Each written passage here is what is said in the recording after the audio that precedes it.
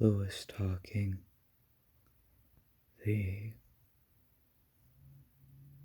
source of our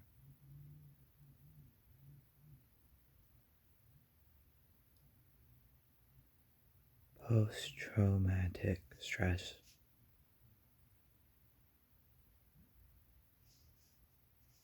and dissociative identity characteristics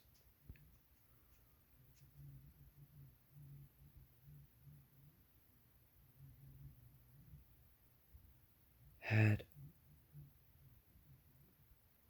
convinced us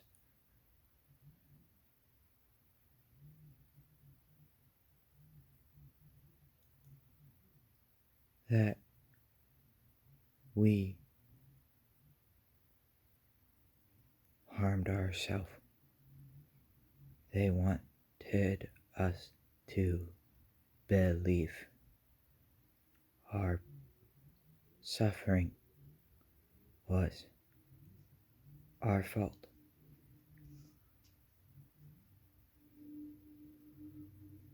Took no responsibility, chose not to see, and eventually we realized once we could see what was done, in enough time we realized they knew what they were doing. Different kinds of abusers have different methods. There can be people who have masks, just as autistic system we have masking in our history to mask our disabilities to fit in. In the same way, a dangerous person can also wear masks. One of the last things we were told when we were disowned was that they loved us and hoped we had an awesome life.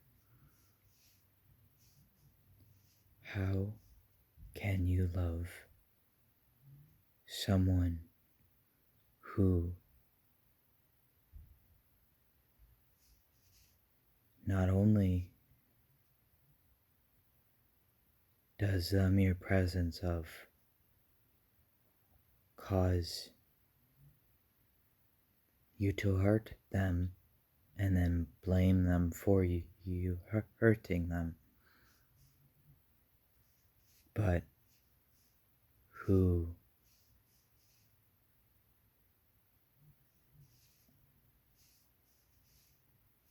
anytime their own mask slipped just a bit, you would rather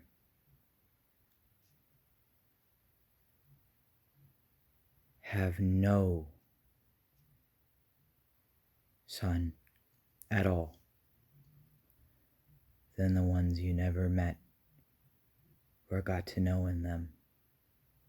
How can you lie to yourself, to them, to others, tell people you loved them, when the mere presence of them disturbed you to such an extent you shattered their mind? and blamed them for the PTSD they endured as a child and up, rather than even accepting the possibility of what you put them through.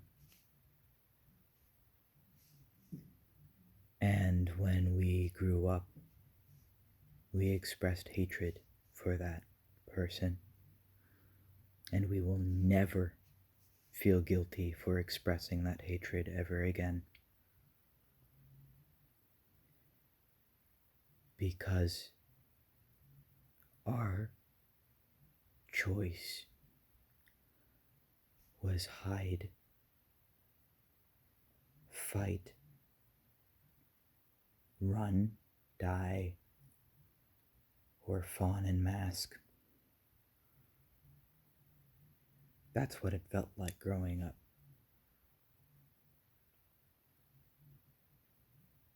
And these people lie. They run off of lie and fear. Our siblings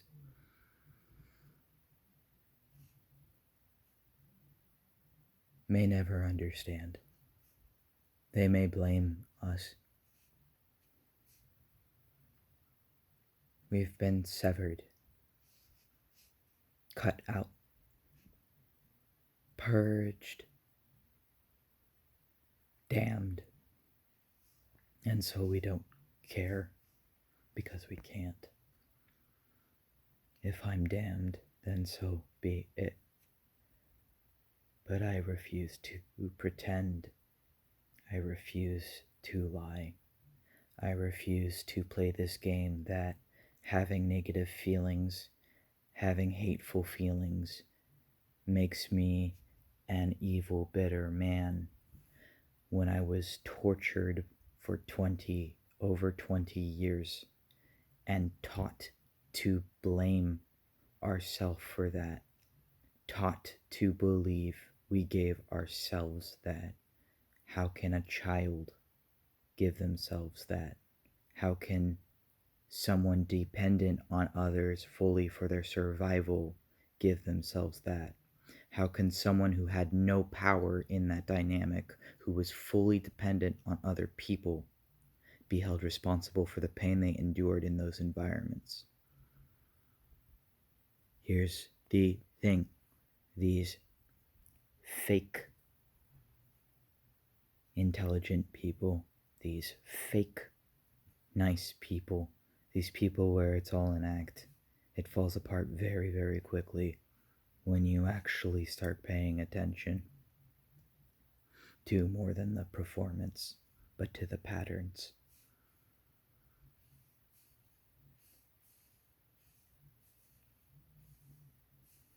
And these people prey off of other vulnerable people, and they convince them to see them as gods and heroes, as salvation. What kind of savior would rather a dead son or no son than a disabled son, a transgender son, a hurt son? So I don't regret that we hate him, because our feelings are a product of our nature.